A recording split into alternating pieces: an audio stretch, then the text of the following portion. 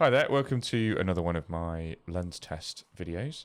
It's been a while since I've released one, but I've got a few queued up now that will be coming out soon. And I wanted to start with this one because a lot of people have been asking about the Blackmagic 17K 65mm camera. And I don't think there's many videos out there with really interesting and good glass on that camera yet. So I wanted to get this one out. So we went to Panavision London few weeks ago and put a bunch of their 65mm covering glass on the 17K. They've now managed to sort out a PV mount, so you can put a variety of PV glass on the camera. If you've seen any of my tests that we've shot at Panavision before, you'll recognise this kind of setup, quite similar to what we've done before. Although this time we didn't have a stand-in or a model or an actress.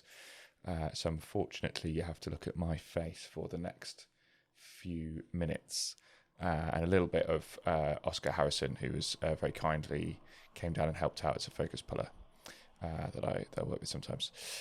So this is the Ultra Panatar 2s. These for me were probably my favorite of all the lenses we tried. They're fairly modern 1.3 anamorphics. I think this is using the full frame of the 17K. That's not always the case. So like in this case, these are 1.6s, and I've cropped this, I think, to a 2.4 or 2.67 ratio. I'm not actually sure, to be honest. I was mostly looking for sort of lens characteristics and personality more as ever with my lens test videos, really, rather than particularly looking at what covers, what sensor mode and all that sort of thing. Yeah, you can see there we're in 12K mode. In the bottom left, I did actually put that in the video. There we go. So yeah, this is the 1.6 lenses in 12K mode. So you could actually shoot these on the 12K camera. You don't have to be on the 17K to get this particular format. You just need the lens mount, which we do now have for Panavision.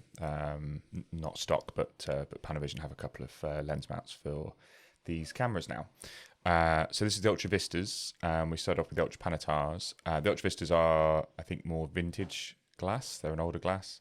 They're quite a bit softer. I think we shot most of the lenses wide open just to see where they would sit wide open or just a nudge closed down, but I think potentially. Really pretty good close focus for anamorphics across most of these, given that they're very large format anamorphics. We'll see one lens in a minute which has completely bonkers close focus, totally mad. In fact, it is. I think it's this one. Yeah, I think it's this 40mm, where you're almost like inside the lens for the close focus. And there's Oscar, and yeah. I mean, amazing bokeh, really interesting onion ring bokeh there. As ever with Panavision, just the best, I think the best coatings really. You get beautiful flares. Love all of the kind of almost like crystal flares you're getting here. It does remind me a little bit of the Crystal Express lenses actually. The JDC Cook Crystal Express that I've shot I think one movie on. Has even more pronounced kind of flares like this, but these Ultra Vistas are really, really beautiful. But for me, the Panatars, go back to the beginning of the video and me talking. If you want to have a look at those, there's a bit more from the Ultra Panatars later on as well. But yeah, those are sort of sharp in the middle, have a lot of bite to them. But really nice fall off, and I think they work really beautifully on the 17K. Yeah, here we are with the Ultra Vista. Also, a big thanks to Hailin, a young camera. I think she's a loader now. Who came down and helped out. She was operating on most of this because I was on camera most of the time. So here we are with the 50mm Ultra Vista. Again, similar flares, a little bit less of that blue kind of crystal flare with the 50 compared to the 40, as these are, I believe, quite older constructions optically. There is a bit more of a variance between them. The Ultra Panatar 2s are more consistent through the range. And some really interesting bokeh shapes going on with these with this particular lens. Very sort of non-uniform bokeh. And then we're on to the Sphero 75. So this is in the native kind of open gate 2.2 mode. These are spherical lenses. And yeah, I think these, for me, it's just a very different look to the anamorphic large format, but also quite interesting. When we were shooting the test, I was kind of thinking, okay, if it was maybe a rom-com, I might think about Spheros. If it was something more dramatic or genre, I would definitely be looking at the Ultra Vistas and the Panatars, depending on maybe the time period.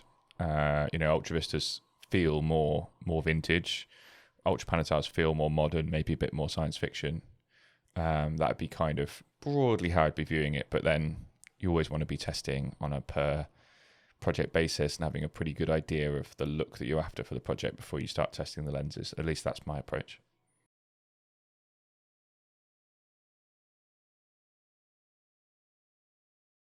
Absolutely mad out of focus look with these Spheros. With any 65mm format, really, you've just got, you're pushing things so close into the close focus with a fairly long lens, if you see what I mean. That's the thing with 65mm, that you're kind of getting the equivalent of like 2 stops faster in terms of how out of focus things are, because you're on a much longer focal length. I don't know if that's the best way of explaining that, but that's kind of how I tend to view it. And here we are, we've popped back to the 29mm Sphero.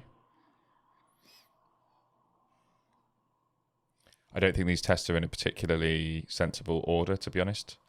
I've put this together quite quickly just to get it out so people can see it. So apologies, it's not in like the most sensible order, going in focal length order or anything like that. It's just kind of, I think, how we shot it, basically.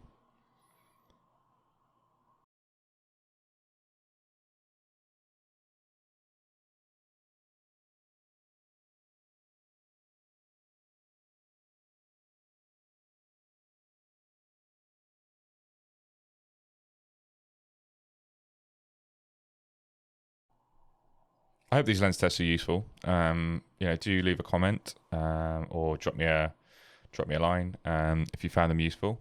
I think this is the 29 that has the insane close focus, actually. I have a feeling it's this lens, because that's pretty crazy. When it went to close focus, it looked like we could see the front element, which I think you basically can with this lens. Yeah, here we go. So this Sphero 29 is absolutely bonkers. So the close focus is, I think, basically the front element. So this is me with my eye effectively almost touching the front of the lens. And given that this covers 65mm, this is just completely insane. I don't know where they found this original glass, or whether it's a Panavision's own optical design from some glass, but it's a mad lens. It's crazy. So now we're on to the System 65. I think there might be 2 24mm, so this is the 3.5 24mm, and I think there's another one which is, I forget, faster or slower. We'll see in a minute. So again, these are spherical lenses, and I believe the System 65 was mid 90s when the System 65 camera was brought out. And these are probably the kind of the least, they've got sort of the least personality in some ways, although this one has a particularly interesting kind of strange flare characteristic that disappears when it's off axis, which is interesting. There's some sort of internal reflection or something's getting caught, catching the light inside the lens there. We were kind of having a look inside the lens with Kirsty from Panavision, seeing if we could figure out what it was. But it's got an interesting look. It's not like they are devoid of a look, these lenses. They have their own personality. It's just not as strong, I think, as something like the Spheros, or certainly the anamorphic lenses. Very sharp in the middle though, which I like. I think if you're doing 65mm, you want that, and then you want a nice fall off to the edges of the frame. That tends to be the way you're going to frame things if you're in this 2.2 format, and generally if you're in a large format like this, you're going to want to direct the attention towards the center of the frame or towards the in focus area.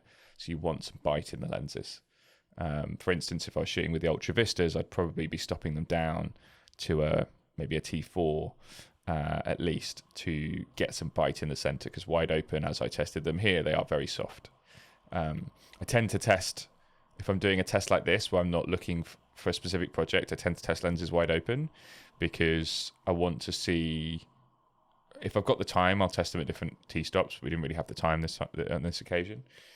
But what I'm looking for is, I'm not really looking at them in the room, because I'm not in an ideal monitoring environment. I'm thinking more about lots of other things and lighting and getting through the tests and talking to the gang and all the rest.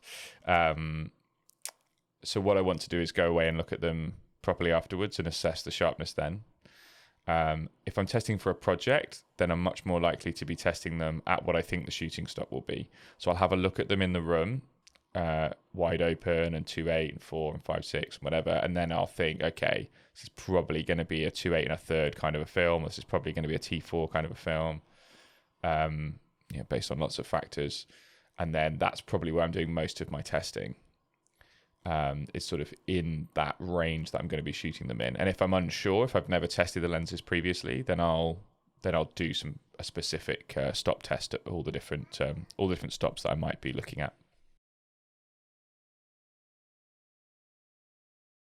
So this System 65 40mm, as you can see, has got a beautiful sunburst flare, really gorgeous, and pretty good sharpness. And what it has got is a lot of contrast. It's almost like a Primo's level of contrast with this lens, which I like. I like a lot of contrast in the lenses, so I enjoy that. And yeah, beautiful flares there. So what we were doing with this test is kind of a sometimes what I do is I'll do a push in as part of the test. We weren't set up with a Preston, and we weren't marking up lenses and all sorts of things. It was a very quick test. So at this one, I just did a kind of medium wide or wide shot, then came into a medium close up and then a close up. Just did those in 3 positions. You can see there when we switch from the 40 to the 50 has a lot lower contrast, so you can immediately see that. I think it was picking up a little bit more, it's a bit more veiling from that backlight with the 50, which is also lowering the contrast, but I think it overall has lower contrast and lower saturation than the 40. I've not done anything with these color grade wise apart from just apply a lookup table, which I will double check, but I think is the 500T film box lookup table for the Blackmagic. I think that's all it is that's on here.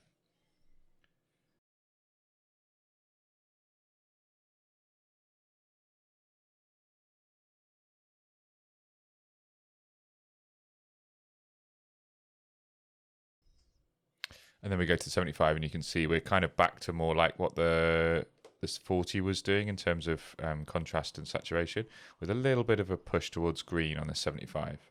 Like I say, these are not super vintage. These are, I believe, 90s lenses. But as with, I mean, really, I find kind of most lenses pre 2000, you're probably going to have a little bit of variation between the different lenses. I think we were starting to get into more sort of computer-aided design and that sort of thing at that point, and the coatings were sort of, I don't know, changing. But also, you have to bear in mind that coatings they kind of age over time. So it may be that lenses that are modern now, in 20 or 30 years' time, the coatings will start to diverge or skew or change. So you may find that they actually look a bit different because the chemicals sort of break down and change and react with the air and that sort of thing over time.